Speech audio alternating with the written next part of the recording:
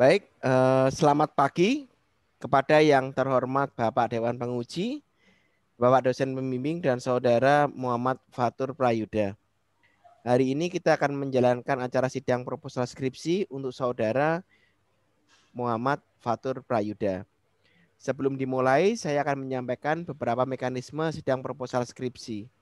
Struktural Dewan Pembimbing dan Penguji pada sidang proposal hari ini, yaitu saya, dosen pembimbing pertama, Sylvester Denhani Permana, dosen pembimbing kedua Bapak Yadara Buloh, lalu ketua Dewan Penguji sekaligus anggota Dewan Penguji pertama Bapak Budi Arifitama, dan Dewan Penguji kedua Bapak Ade Saputra. Ujian akan dilaksanakan dalam kurun waktu 90 menit atau secukupnya, di mana presentasi sudah dilihat dalam video yang telah disampaikan sebelumnya.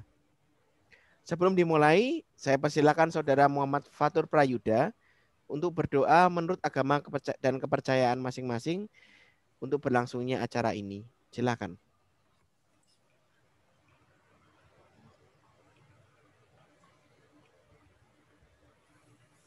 Sudah, Pak. Baik.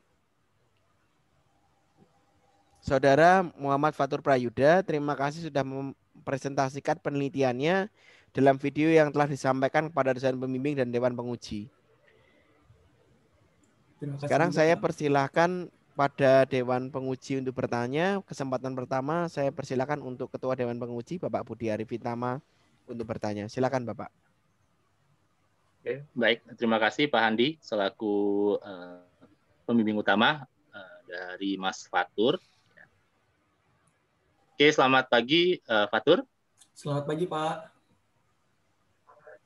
Oke, baik. Selamat ya, kamu sudah ibaratnya tahapan langkah pertama untuk penyusunan skripsi ya jatuhnya. Itu ya. Nah, di sesi hari ini, di sidang hari ini, kamu akan ditanya-tanya gitu ya sama kami para penguji mengenai apakah proposal yang kamu ajukan ini memang akan bisa diteruskan untuk ke skripsi atau tidak gitu ya. Nah, tanpa berlama-lama ya Fatur, seperti yang sebelumnya saya sudah minta di awal ya tadi, tolong kamu share screen mengenai proposalnya kamu biar nanti kita banyak berdiskusi ya. Sebenarnya saya juga udah ada catatan, tapi karena ini saya kebagiannya ada sebagai penguji pertama, jadi saya akan lebih banyak bertanya. Kalau saya tampilin kamu nanti pertanyaannya sudah ada dong, kamu bisa jawab. Ya, baik, Pak. silakan Ini saya ditampilkan. share dulu ya, Pak. Ya, silakan. Apakah sudah terlihat, Pak? Oke, sudah terlihat. Ya. Oke. Jadi Fatur biar di halaman ini saja dulu, di halaman cover. Saya ingin menanyakan beberapa hal sama kamu ya. Baik. Jadi saya cukup senang sebenarnya dengan topik-topik hal yang seperti ini gitu ya. Jatuhnya kan ini kan sangat, kalau secara dari sisi keilmuan informatik gitu kan ini sangat masuk sekali gitu ya. Ibaratnya seperti itu. Ibaratnya kalau di sini kan saya melihat kamu akan melakukan ibaratnya pengecekan penilaian dari esai, betul ya gitu ya. Dari betul, sebuah esai di media manapun lah ibaratnya seperti itu, agar tiba-tiba dari hasil penelusuran tersebut bisa ini ya lihat keluar nilainya gitu ya. Iya Pak, betul. Cuman namun di sini Fatur, saya ada sebelumnya maaf Pak. Jadi gini Fatur, saya akan nanyakan beberapa pertanyaan sama kamu. Halo. Ya, kamu dengerin dulu sama saya. Nanti saya akan berikan kesempatan sama kamu. Ya. Oke, yang pertama saya ingin tanya sama kamu, mengapa kamu ambil jenis penelitian seperti ini sih dari sisi keilmuan ya, bukan dari sisi kehasratannya kamu, tapi dari sisi keilmuannya. Kenapa kamu ngambil jenis penelitian seperti ini? Kan sebuah penelitian kan nggak tiba-tiba muncul gitu aja kan ya. Ada tiba-tiba ada hal yang sebenarnya membuat kamu interest di situ. Nah, saya pengen tahu kenapa sih kamu ngambil penelitian ini sih? Baik, jadi seperti ini Pak. Diawali dengan latar belakang pada penelitian ini di mana terjadinya pandemi COVID-19, yaitu di mana kan di dunia pendidikan ini kan kita udah nggak pakai teknik pengajaran secara tatap muka kan ya Pak. Lalu juga kan sekarang pengajaran itu kan udah melakukan teknik yang saat ini kita gunakan yaitu pembelajaran jarak jauh. Nah, saat kita menggunakan pengajaran PJJ ini, itu kan para guru ataupun dosen menggunakan beberapa teknologi-teknologi yang dimana membantu mereka untuk mengevaluasi para siswanya ya kan ya Pak. Nah, dari situ saya memperhatikan bahwa di suatu platform yaitu pada Google Form ini memiliki kekurangan Pak. Kekurangannya itu ya ketika si guru atau si pendidik ingin mengevaluasi siswanya mengenai soal yang dijabarkan melalui esai, itu tuh tidak dapat menilai secara langsung, tidak seperti pada soal-soal pilihan ganda gitu, yang dimana pada soal-soal pilihan ganda itu kan ketika dibuat dapat juga langsung diberikan pilihan-pilihan untuk memberikan sebuah nilai.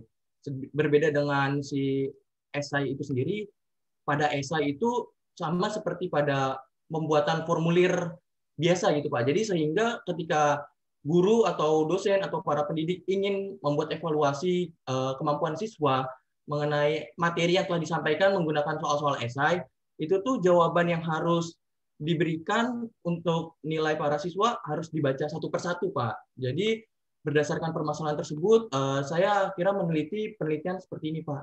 Jadi seperti itu, Pak. Oke, baik, itu satu ya. Oke, tadi kamu kan bilang permasalahannya selama COVID ini ya, karena terjadinya COVID ibaratnya seperti itu, jadi semuanya pakai Google Form ya ibaratnya kayak gitu untuk rata-rata ya, kurang lebihnya mayoritas pakai Google Form. Dan ada soal-soalnya selama ini pakai pilihan ganda, ini mau pakai esai. Kalau esai itu nggak ada media untuk menilainya gitu kan ya. Nah, saya mau tanya sama kamu ya.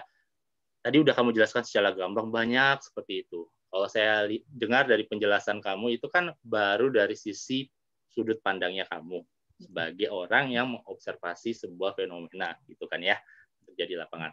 Tapi apakah ada yang mendukung pernyataan penelitian kamu?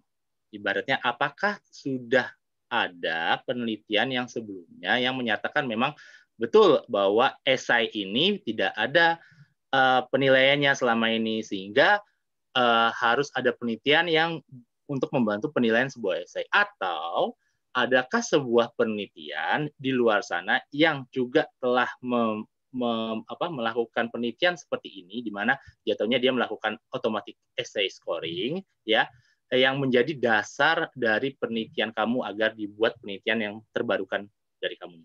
Boleh dikasih lihat pada saya nggak penelitian apakah kalau misalnya ada? Baik. Untuk beberapa pendukung penelitian saya sudah saya cantumkan pada bab 2-nya, Pak. Boleh saya langsung menuju halaman bab 2, Pak? Ya. Silakan.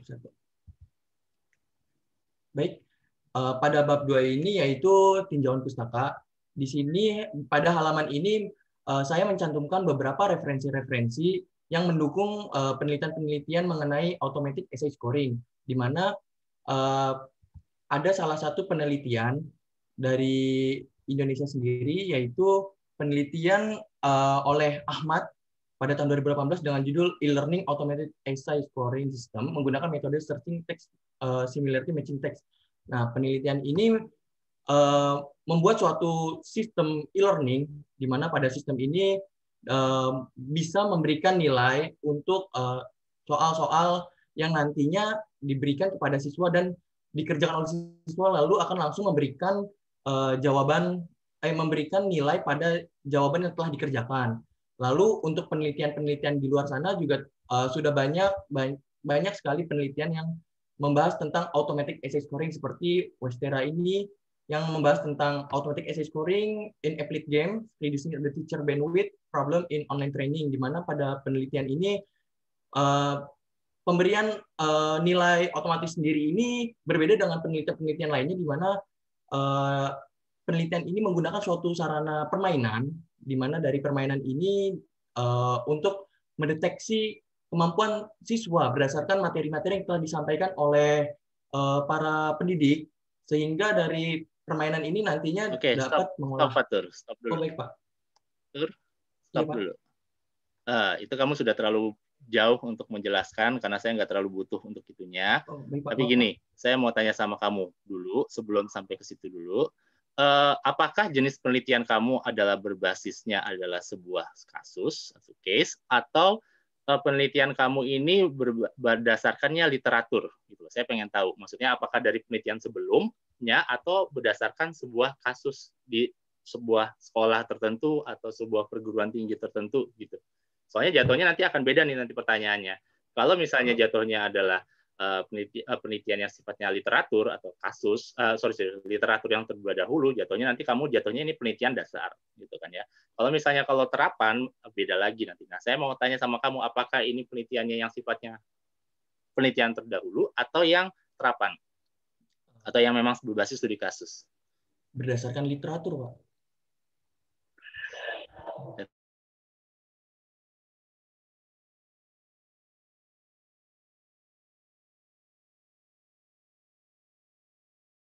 Riset literatur atau dasar. Nah, yang saya ingin mau tanyakan dari 10 kurang lebihnya ya 10 paper yang kamu ambil ini, mana yang kamu jadikan acuan dasarnya untuk pengembangan dari topik yang kamu ajukan di sini.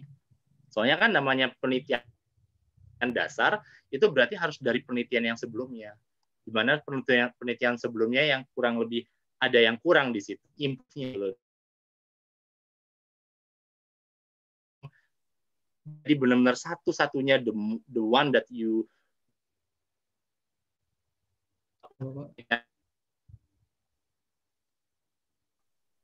karena seharusnya harusnya satu paper ini sebagai dasar bahwa kamu akan memodify berdasarkan satu penelitian yang ada sebelumnya, ada kekurangannya di sini sehingga saya akan melakukan modifikasi di situ. Gitu. Ya, apakah ada tidak paper yang kamu butuh? Baik, izinkan saya sebagai menjawab. main papernya kamu untuk penelitian ini. Boleh, silakan. Untuk pertanyaan Pak Budi, itu ada pada paper yang tadi saya sebutkan, Pak, yaitu dari penelitiannya si Ahmad, yaitu yang tadi mengenai e-learning output essay scoring sistem menggunakan metode searching text similarity mesin text. Nah, pada penelitian Ahmad ini memang sangat membantu para pendidik dalam memberikan nilai esai. Namun, terdapat beberapa kekurangan-kekurangan pada penelitian ini, di mana penggunaan metode yang digunakan seperti text similarity dan juga keakuratan dalam pemberian nilainya. Karena ketika teks yang diberikan dari jawaban siswa itu kan menggunakan word embedding, di mana penelitian ini menggunakan TF-IDF, di mana TF-IDF itu menggunakan banyaknya kosakata yang terdapat pada kata-kata tersebut yang akan dijadikan acuan model untuk membandingkan data uji. Sehingga dari kekurangan penelitian yang dilakukan oleh Ahmad ini, saya mengimprove-nya menggunakan metode yang lebih baik, yaitu metode long short term memory itu sendiri, dan juga untuk word embedding atau proses datanya tersebut menggunakan word to fact sendiri, Pak. Seperti itu, Pak. Oke, good. Stop. Itu dulu ya. Jangan sampai ke metode dulu. Itu dulu. Oke, berarti kita udah nemuin ya satu paper yang menjadi acuan dari penelitiannya kamu lah, ibaratnya kayak gitu ya. Iya, Pak. Yang menjadi benar-benar mainnya gitu. Nah, saya mau tahu dari yang penelitian ini kamu kan datanya citasi. Di bagian manakah kamu menaruh ini? Menaruh apa, Pak? Boleh dikasih lihat nggak saya di bagian mananya? Di bab 2-nya, Pak. Kan ini kan di bab 2 udah pasti. Nah, berarti kan harusnya ada di bab sebelumnya kan?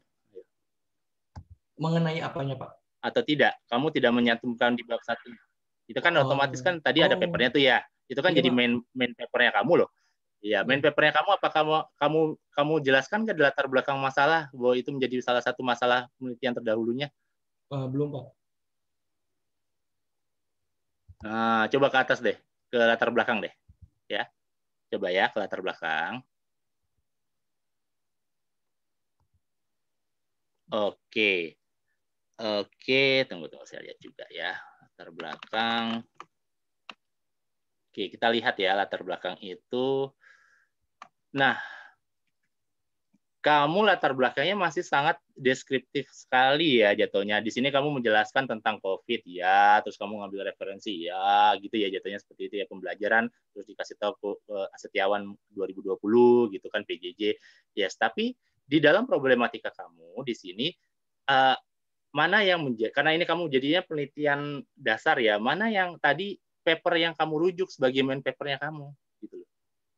Untuk pada latar belakangnya. Bukankah seharusnya kalau seandainya itu menjadi, seharusnya yang jadi main papernya kamu harusnya dimasukin di latar belakang masalah, di latar belakang, betul, di latar belakang di bab sini. Satu bagian yang menceritakan bahwa ada penelitian terdahulu yang menyatakan bahwa sudah melakukan apa tadi otomatik scoring essay juga.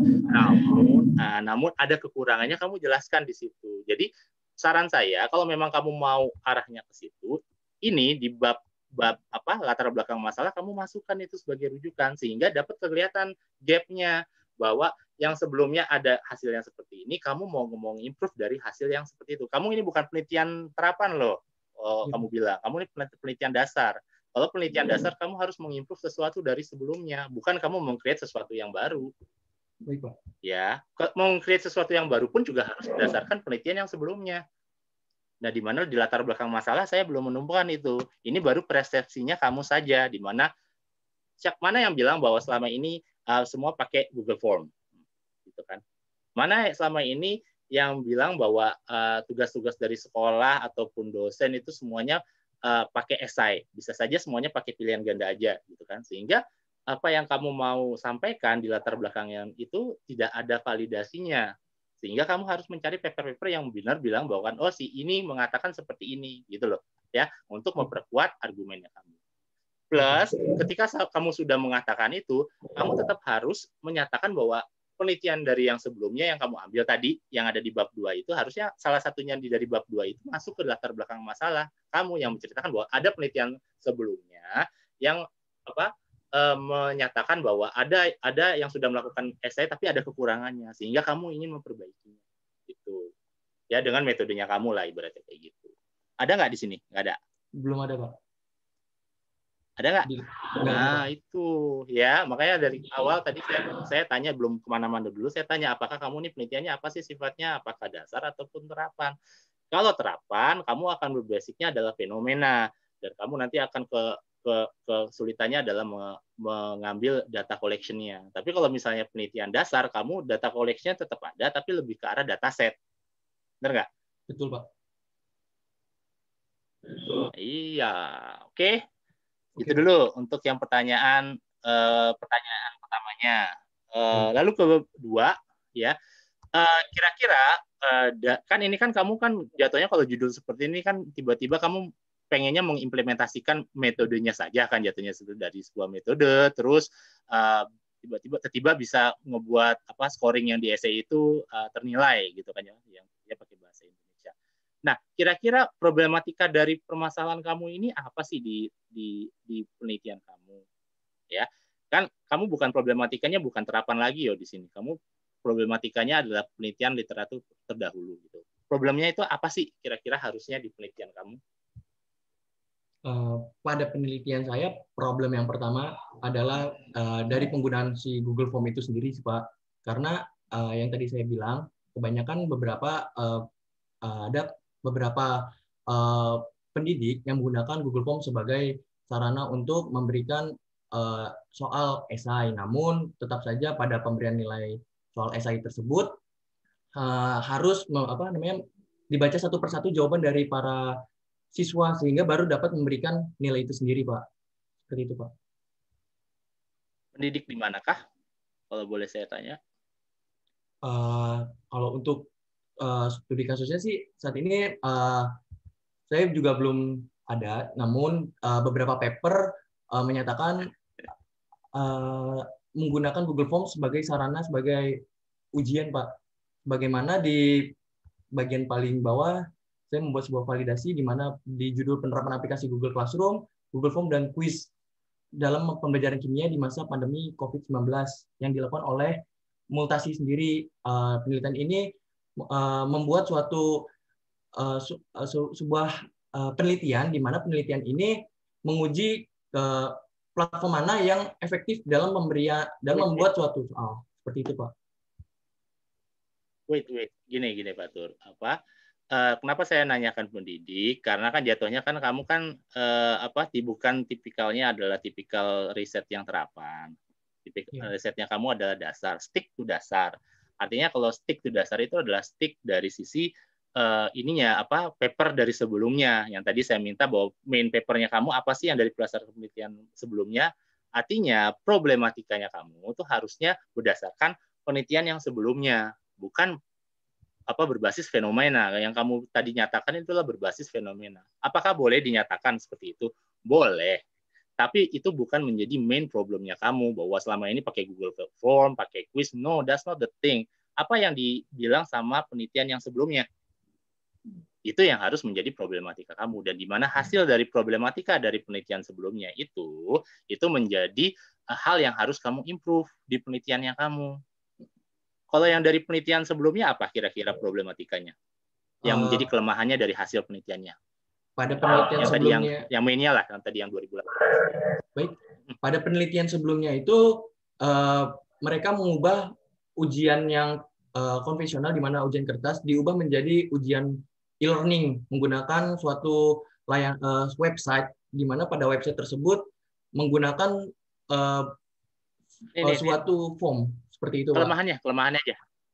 Pak Tur, kelemahannya aja. Saya nggak perlu dijelasin apa penelitian dia. Kelemahannya dari penelitian. Kelemahan pada penelitian dari tersebut. Hasilnya kan pasti ada kelemahannya tadi kan. Saya sempat dengar tadi. Akurasi atau apalah gitu.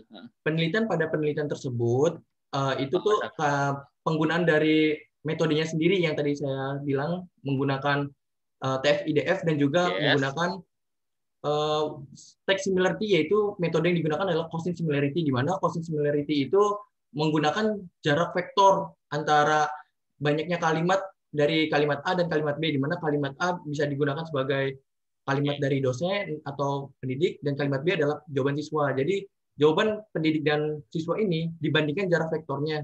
Semakin jauh jarak vektornya, maka nilainya akan semakin tinggi. Seperti itu, Pak. Oke. Apakah ada hasilnya nggak yang menyatakan dari sisi akurasi dan lain-lainnya? Kalau tidak salah tadi kamu sempat menyampaikan ada sisi akurasi deh, kalau tidak salah. Iya, tadi saya sempat cek lagi deh ada akurasi. Di yang itu deh. Coba. Saya diitin dong. Nah. Bentar. Ditunjukkan. Ini nggak apa-apa ya, kita diskusi ya ini ya, Pak. Ya, Pak. Jadi tenang saja, nggak usah tegang. Ya. Karena kita mau mencari jalur yang baiknya gitu loh ya. Baik, Pak. Ya. Nggak ada yang salah sih maksudnya dari topik yang kamu angkat. Cuman ini kan kita harus meluruskan lagi kan apa yang mungkin tersilap gitu kan. Nah, itu bisa. Baik. Oke, coba bacakan saya tentang yang bagian yang tentang kelemahannya yang menyatakan ada akurasi dan lain-lainnya. Coba ada nggak di situ? Harusnya dari penelitian yang kamu ambil itu pasti ada kelemahan dari penelitian ini. Ya tadi pakai manual ke online lah, ya udah itu permasalahannya, bukan yang harus dijadikan masalah sih sebenarnya. Tapi adakah yang lain gitu? Biasanya hasil dari pengujiannya nanti menyatakan kurang akurasinya kah atau apanya gitu, ada nggak? Penilaian ini juga dapat menambahkan metode machine learning atau deep learning agar hasil penilaian otomatis dapat memiliki akurasi yang lebih tinggi. Nah, berarti ada permasalahan akurasi kan di situ? Iya, Pak. Ya nggak? Iya. Nah, itu maksud saya itu bahwa di penelitian kamu itu berarti salah satu problematika yang kamu bisa angkat itu adalah akurasi. Sehingga dengan kamu mengusulkan judul seperti ini dengan menggunakan metode RNN dan LSTM ini bisa meningkatkan akurasi daripada scoring esai. Ngerti nggak?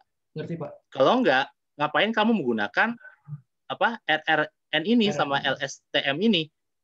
Kalau ternyata tiba-tiba ternyata nggak terlalu berguna untuk mengimprove penelitian yang sebelumnya, gitu.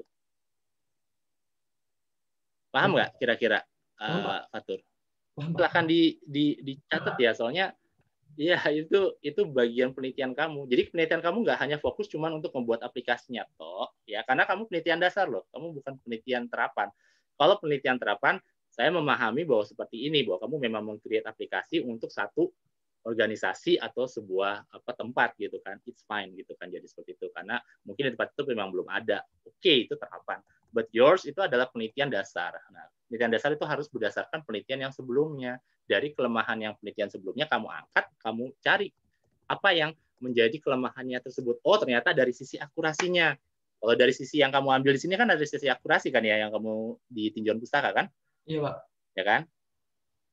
Benar nggak? Betul, Iya, harusnya itu menjadi permasalahan kamu di latar belakang kamu. Yaitu salah satunya akurasi. Tapi saya nggak tahu ya, saya nggak baca papernya itu. Mungkin di papernya tersebut ada lagi yang hasilnya bukan cuma akurasi aja, mungkin ada yang lain lagi. Tapi kalau memang cuma akurasi aja nggak apa-apa. Satu problematika kamu atasi, itu udah cukup untuk bisa diangkat menjadi skripsi. Gitu. Jadi nggak usah memikirkan yang lebih jauh lagi. Kalau memang permasalahannya kamu akurasi, ya sudah, yang kamu selesaikan masalah akurasi saja. Baik, Pak. Ya. Baik.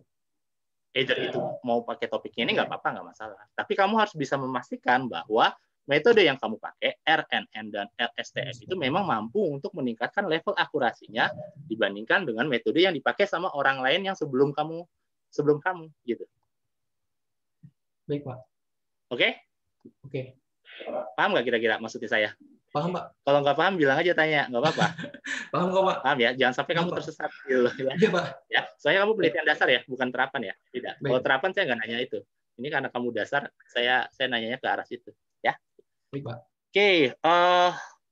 Oke, berarti nanti kamu harus belajar tentang urgensi juga ya jatuhnya nanti. Berarti ibaratnya kan tadi problematika udah harusnya sih sudah keterarah ya, bahwa akurasi menjadi salah satu problem dari penelitian kamu yang harusnya kamu kembangkan. Gitu ya. Nah, yang kedua adalah urgensi dari penelitian ini seperti apa. Ibaratnya gini, kalau sebelumnya kan akurasi tingkatnya rendah gitu kan, ya otomatis urgensi dari penelitian kamu tuh harusnya itu menjadi urgent. Kalau yang lemah berarti kan scoringnya nggak bagus dong. Nih, contohnya kayak gini, analoginya adalah kalau misalnya urgensinya apa? Katakanlah kamu terkena COVID gitu ya. Apakah itu urgent atau enggak? Itu urgent sih, Pak. Urgent lah. Kalau nggak urgent, kalau nggak urgent, kamu bisa mengalami hal-hal yang lain-lain gitu loh, ya. Yang dimaksud urgent itu adalah penting, ya, sama mendesak, ya, memang harus segera dilakukan, gitu kan. Jadi kamu harus membaca lagi di paper yang sebelumnya bahwa kenapa kamu mau mengangkat hal ini supaya bisa dapat bahwa urgensi dari penelitian ini apa yang memang harus dilakukan atau tidak. Karena ini penelitian dasar ya. Kayak saya agak ketat di penelitian dasar. Kenapa? Soalnya ini penting. Oke, yang berikutnya adalah saya mau tanya lagi sama kamu. Kira-kira datasetnya itu kamu gimana cara ngebangunnya? Untuk datasetnya sendiri, di mana penelitian ini kan menggunakan Google Form, Pak. Dari Google Form itu kan nanti kan hasil yang dilakukan oleh responden itu kan disimpan di suatu dokumen bernama Google Sheet. Dari Google Sheet itu kan bisa diekspor menjadi dokumen Excel kan, Pak. Lalu pada dokumen Excel sendiri itu nanti yang akan dijadikan dataset, di mana di datasetnya itu sendiri terdapat pada kolom pertanyaan. Nah, kolom pertanyaannya itu yang ada pada 5 soal yang nanti akan dibuat. Seperti itu, Pak. Oke, Fatur, gini. Berarti pertanyaan itu kamu bagaimana cara mengambil pertanyaan-pertanyaan tersebut? Apakah kamu berdasarkan kamu ngambil aja, atau berdasarkan pertanyaan-pertanyaan yang memang sudah ada datasetnya ya dari open dataset kah, atau berdasarkan orang guru ataupun dosen kah, atau bagaimana? Untuk pertanyaannya saya apakah kamu ambil sembarang pertanyaan aja? Saya membuat pertanyaannya dari diri saya sendiri sih, Pak, berdasarkan topiknya web development, Pak. Nah. Oke, sebaiknya ya saran saya untuk pertanyaan-pertanyaan itu kan apakah kamu sangat qualified untuk membuat pertanyaan? Pertama. Kedua adalah apakah kamu qualified untuk menjawab pertanyaan-pertanyaan tersebut? Baik. Bagaimana kamu menentukan bahwa sebuah jawaban ini benar-benar paling benar terhadap pertanyaan yang kamu tanyakan? Baik, Pak. Belum ya, sehingga maksud saya gini, kamu harus punya yang namanya sebuah dataset, kurang lebihnya kamu harus memiliki sumber di situ. Either sumbernya itu open data, kalau open data mah enak banget, udah tinggal ngambil aja gitu kan ya. Tapi either satu open data automatically udah di open sama semua orang bisa ngambil, atau kamu memang mencari dari awal. Sehingga mencari dari awalnya itu pas waktu membangun pertanyaan-pertanyaan itu itu kamu harus memastikan bahwa pertanyaan ini siapa yang kamu minta untuk membuat pertanyaannya. Apakah berdasarkan guru? Kalau guru jatuhnya, kalau ini kan kalau saya lihat kan kamu kan guru sama pendidikan, guru sama dosen kan jatuhnya seperti itu. Ya.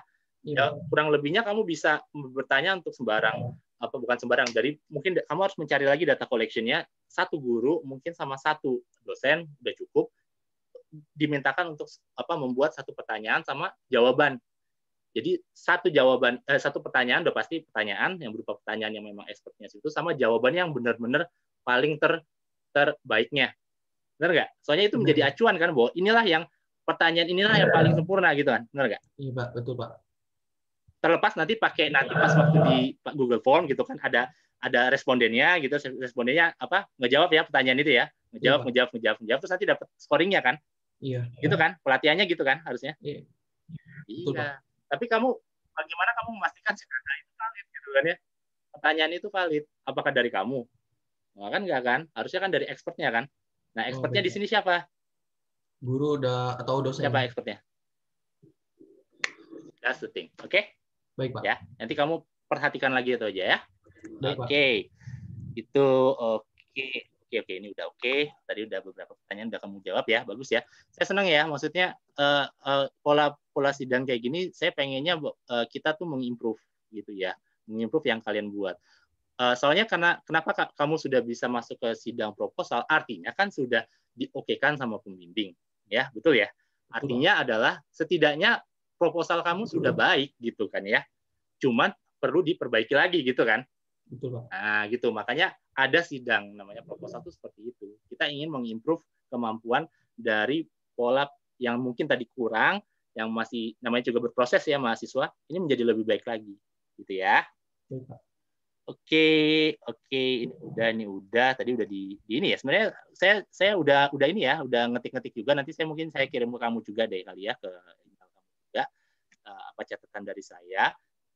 Tapi sejauh ini tadi pertanyaan-pertanyaan yang saya ajukan sudah menjawab beberapa pertanyaan yang saya tanya juga di beberapa subbab. Oke, nah yang terakhir ya mungkin ya, untuk kamu ya. Enggak sih, masih ada sih sebenarnya, tapi itu the last ya. Oke, ini sebelum terakhir, saya mau nanya, setelah nanti katakanlah data kamu dilatih gitu kan ya, jatuhnya seperti itu. Ada hasilnya. Bagaimanakah kamu melakukan pengujiannya sama melakukan validasinya? Ya. Baik, Pak. Gimana Pak? Saya menggunakan metode LSTM, di mana pada metode LSTM sendiri itu kan metode neural network. Jadi nanti pada metode neural network sendiri itu kan terdapat sebuah fungsi yang bernama predik. Jadi nanti jawaban dari setiap siswa itu akan dibandingkan dengan jawaban si pendidik, Pak. Seperti itu, Pak. Nanti dari jawaban tersebut akan diolah kembali menggunakan Manhattan distance untuk menghitung dari vektornya juga, sehingga nanti setelah dikalkulasikan oleh Manhattan distance akan langsung keluar nilainya, Pak. Seperti itu, Pak. Oke, berarti apakah menurut kamu masih memerlukan validasi terhadap guru sama dosen atau tidak nanti pas di akhirnya? Validasinya ya. Kalau sudah seperti itu. Harusnya tidak, Pak. Oke, good. Ya, bagus. Ya. Soalnya semua itu sudah terpenuhi pas waktu di pengujian di LSTM-nya ya. Karena di LSTM-nya itu kan sudah dapat data trainingnya untuk dari Pak, dari jawaban pendidik. Ya, dari jawab. Nah, makanya itu kenapa saya tadi nyambung ke yang datanya itu harus guru langsung sama dosen langsung untuk ngasih pertanyaannya sama jawabannya, karena itu expertnya. Ngerti? Supaya tidak perlu lagi validasi lagi. Ngapain nih validasi? Karena itu sudah ada di situ. Ya kan?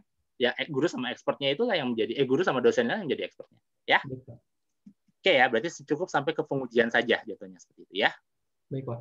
Oke, the last thing tentang masalah metode ya, metode. Bisakah kamu menjelaskan kepada saya ya, mengapa kamu mengambil metode ini, yaitu 2 metode ini dalam penelitian kamu? Coba jelaskan secara step by step-nya metode penelitian ini terhadap metode yang kamu gunakan terhadap penelitian yang kamu. Silakan. Baik. Jadi begini Pak, pada penelitian yang saya gunakan, saya menggunakan metode RNN dan LSTM, di mana pada metode RNN yaitu Recurrent Neural Network merupakan sebuah metode neural network yang biasa digunakan untuk mengulang beberapa dataset. Namun terdapat kekurangan pada metode RNN itu sendiri, di mana pada metode RNN itu tidak dapat melakukan banyak komputasi. Nah, dari permasalahan tersebut dikembangkannya suatu metode dari RNN, di mana metode tersebut disebut dengan long short term memory atau LSTM. Nah, dari metode LSTM sendiri itu merupakan improvisasi dari metode terdahulunya yaitu RNN, di mana pada metode LSTM itu memiliki banyak komputasi yang terdiri dari beberapa layer dan juga beberapa gate. Lalu dapat melakukan perulangan pada datanya lebih banyak dibanding dengan data RNN itu sendiri. Seperti itu, Pak.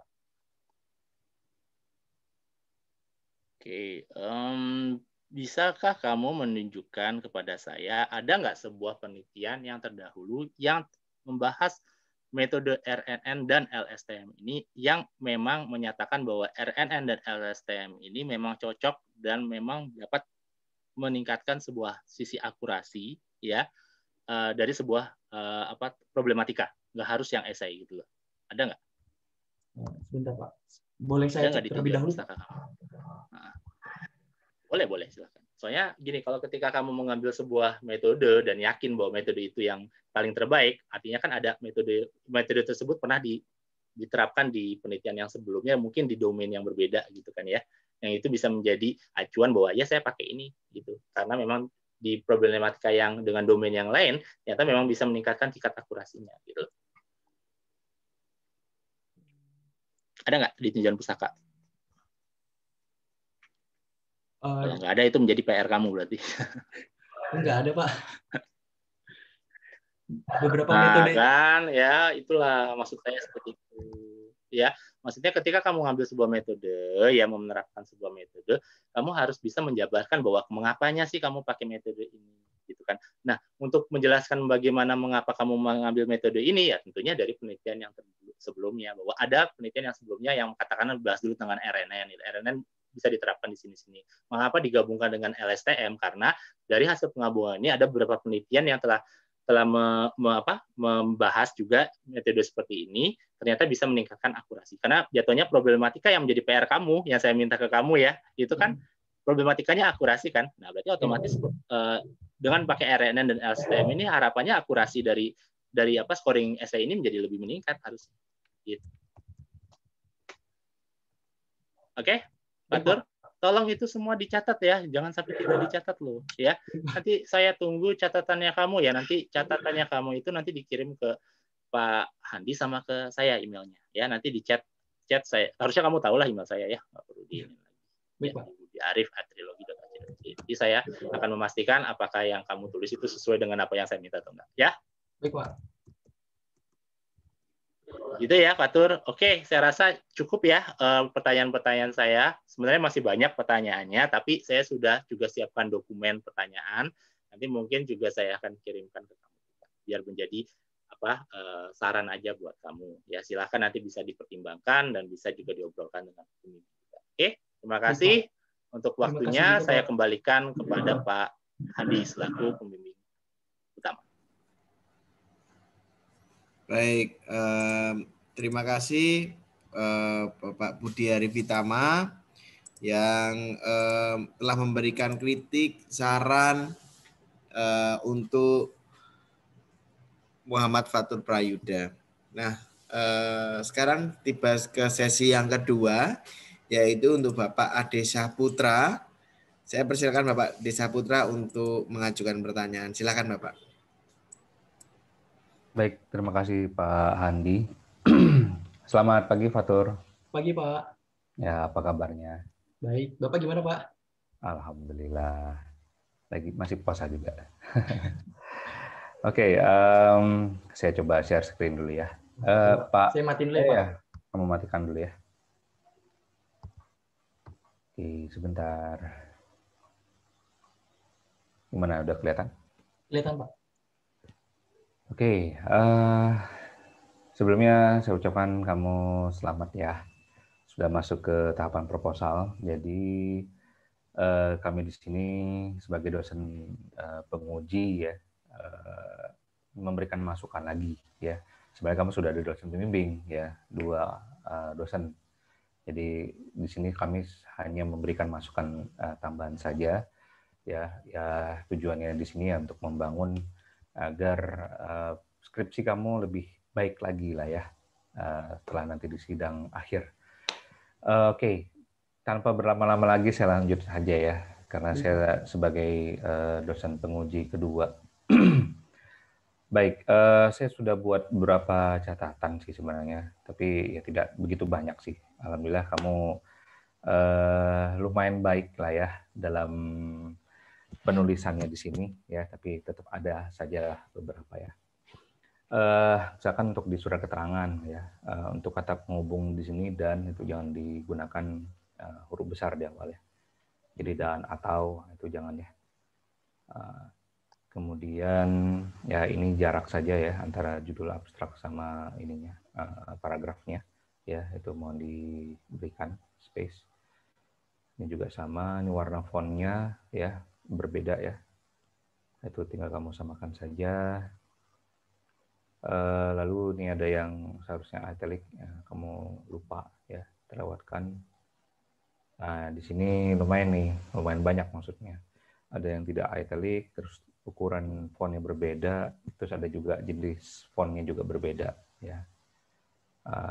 Khususnya untuk penomoran ini mohon disesuaikan ya. Jadi Times New Roman. Kemudian ini juga ada yang belum italic. Ini penomorannya semuanya bukan Times New Roman ya. Nanti coba jenis fontnya kamu perbaiki lagi. Iya. Baik, Pak.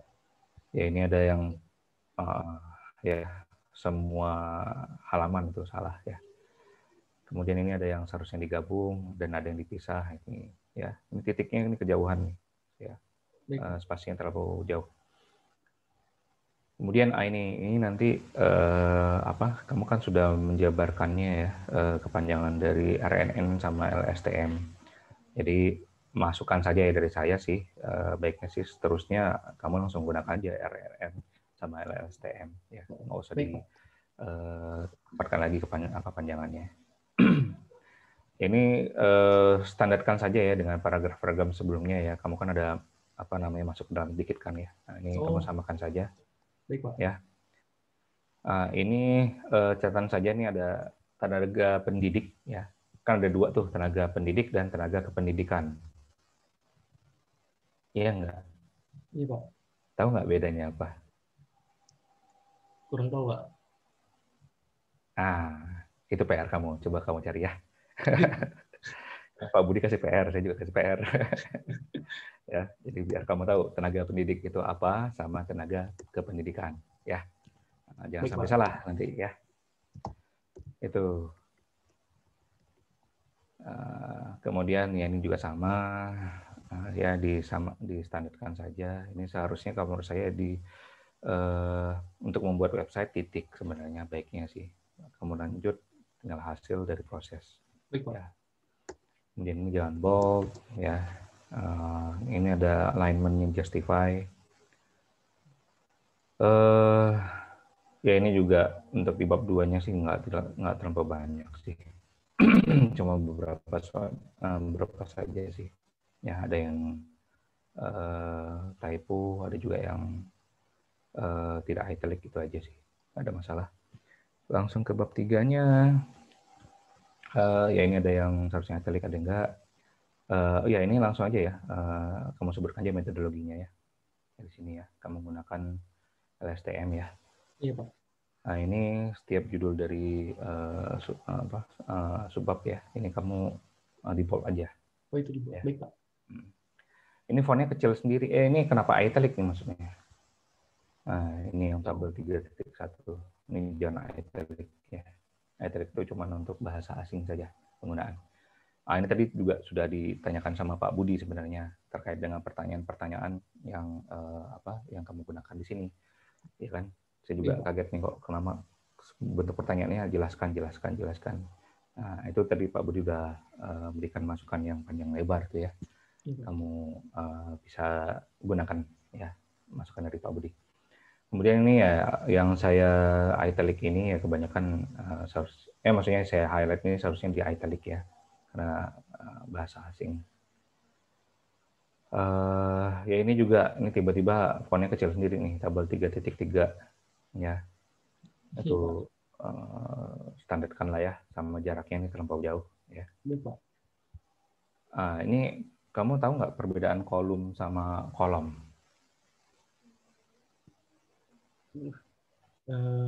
Kalau kolom itu yang bagian dari sel-sel itu, kalau kolom bahasa Indonesianya kayaknya Pak.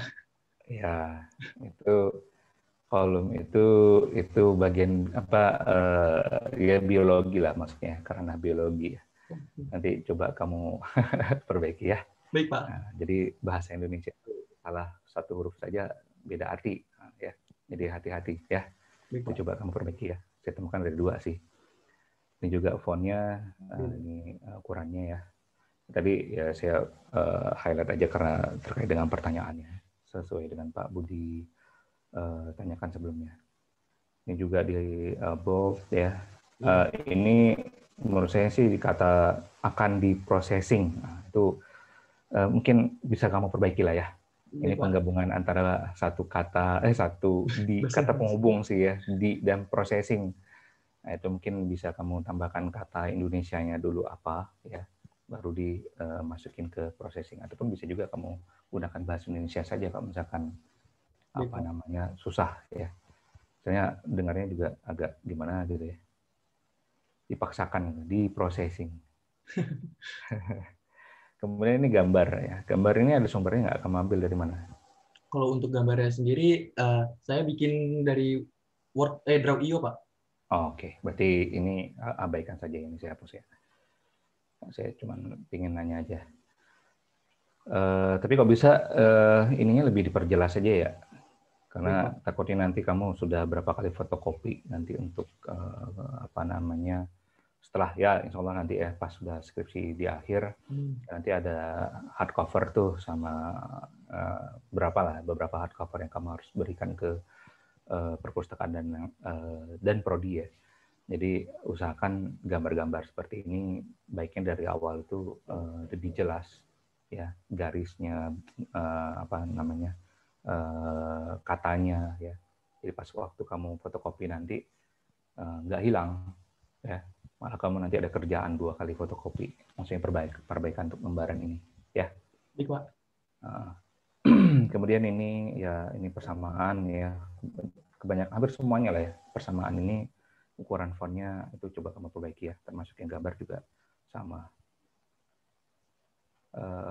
Ya ini juga nanti mohon, tapi ini mendingan sih, tapi cobalah ya, kayak misalkan dihitung error cross entropy sama ada garis penghubung ini ya antara 2 dot ini ya.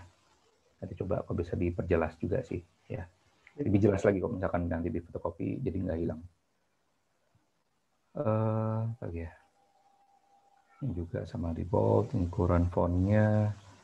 Ini ada yang italic. Ini lebih ke ini ya, ukuran fontnya aja, terlalu kecil ya. Mungkin bisa kamu perbesar lagi ya. Ini juga di processing gitu juga. Udah paling cuman ini aja satu yang di daftar pustaka ya. Kamu seragamkan aja ya bentuk penulisan judulnya ya. Oh baik Pak. Karena ini uppercase sendiri kan ya. Itu. Baik, saya rasa itu aja dari saya. Saya kembalikan ke Pak Handi ya. Ya, terima kasih. Terima kasih juga Pak Hande. Sebentar.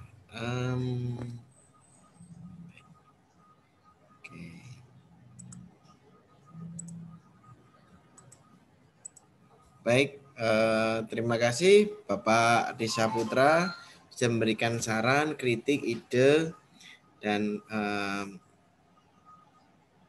revisi untuk perkembangan dari skripsi saudara Muhammad Fatur Prayuda.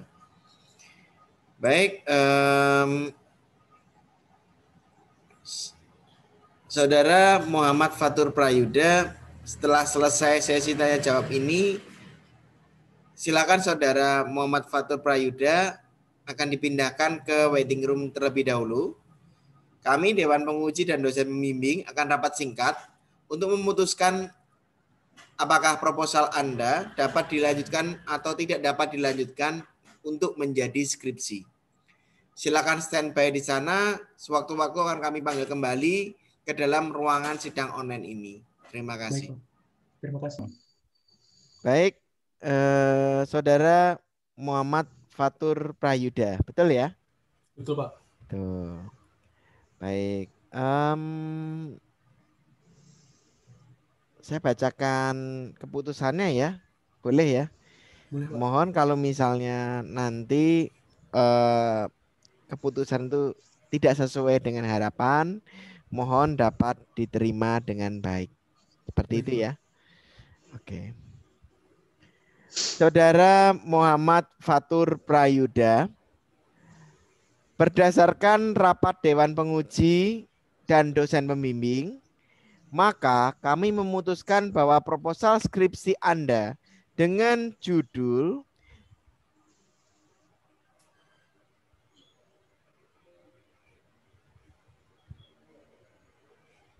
mohon maaf, saya lihat dulu, kayaknya seperti masih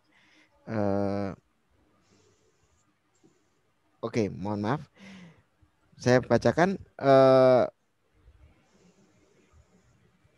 kami memutuskan bahwa proposal skripsi Anda dengan judul Automatic Essay Scoring Bahasa Indonesia menggunakan Recurrent Neural Network dan Long Short Term Memory dinyatakan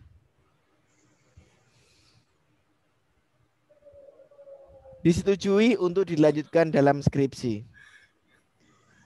Terima kasih, Kami Pak. merencanakan bahwa sidang akhir akan diadakan pada bulan Juli tahun 2021. Mohon agar dapat mengupayakan agar rencana sidang akhir ini dapat berlangsung tepat waktu. Revisi atau hal lain yang perlu ditambahkan silakan dicek dalam soft copy proposal skripsi yang nantinya akan dikirim ke saudara. Revisi ditunggu maksimal 2 minggu dari sidang hari ini. Demikian sidang proposal skripsi pada hari ini. Saya berterima kasih kepada dosen pembimbing kedua Bapak Yadara Pulo, para Dewan Penguji Bapak Budi Arifitama dan Bapak Ade Saputra, dan saudara Muhammad Fatur Prayuda. Demikian sidang proposal skripsi pada hari ini. Sidang saya tutup. Selamat siang. Terima kasih. Terima kasih juga, Pak.